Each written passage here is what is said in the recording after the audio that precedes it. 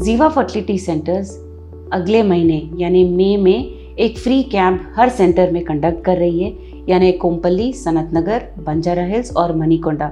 हर शनिवार ये camp conduct किया जाएगा और इसमें फ्री कंसल्टेशन, रजिस्ट्रेशन, काउंसलिंग और सेमिनार्स इंक्लूडेड है। अवश्य इस मौके का फ़ायदा उठाइए और आकर अपने इन्वेस्टिगेशंस करवा के ट्रीटमेंट ऑप्शंस ज़रूर मालूमात कीजिए। Thank you. नमस्कार, मैं डॉक्टर सुवर्चला, जीवा फर्टिलिटी सेंटर्स में साइंटिफिक डायरेक्टर हूँ। हम तो ये जानते हैं कि औरतों के एज जैसे बढ़ते रहता है वैसे उनके अंडों का क्वालिटी घटता रहता है। तो ये ही नहीं, इसकी वजह से सक्सेस रेट भी कम होता रहता है, मिसकैरेज रेट भी बढ़ता रहता है, क्योंकि जैसे जैसे एज एडवांस होता है अंडों में औरतों के एज के मुताबिक ज़्यादा एज होने के कारण अंडों में भी क्रोमोसोमल प्रॉब्लम्स होते हैं।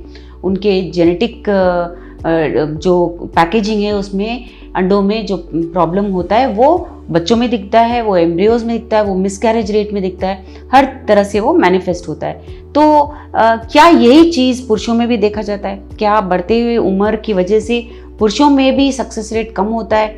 IVF का सक्सेस रेट क्या हमें पुरुषों के उम्र के मुताबिक भी मेजर करना चाहिए? आज का हमारा सवाल है।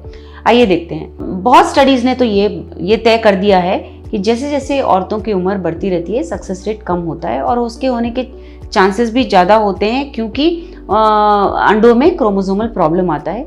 इसके कारण पैदा होने वाले बच्चे में भी क्रोमोसोमल प्रॉब्लम्स के कारण अबनॉर्मैलिटीज़ भी बहुत ज़्यादा देखी गई हैं। तो ये तो बहुत पेपर्स ने प्रूव किया हुआ है, क्लिनिकल डेटा बहुत है। पुरुषों की वजह से भी IVF का सक्सेस रेट घट सकता है। आइए देखते हैं क्या देखा गया है साइंटिफिक स्टडीज़ में।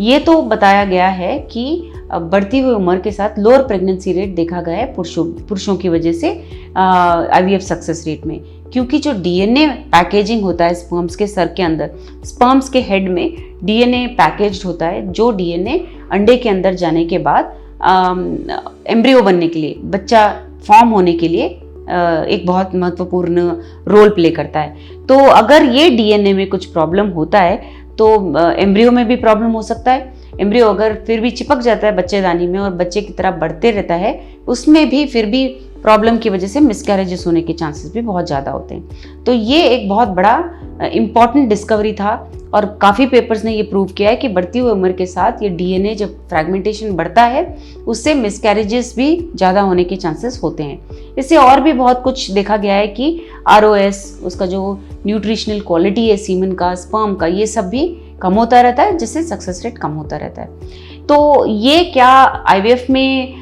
स्टडीज़ किए गए हैं उसके बारे में हम जानते हैं। IVF में अगर पुरुषों की उम्र ज़्यादा होती है तो अक्सर ये देखा जाता है कि उनकी वाइफ्स की भी उम्र ज़्यादा होती है। मतलब अगर वो 45 के हैं तो वाइफ 38-35 के आसपास होने के चांसेस ज़्यादा होते हैं। तो क्या ये सही स्टडी होगा?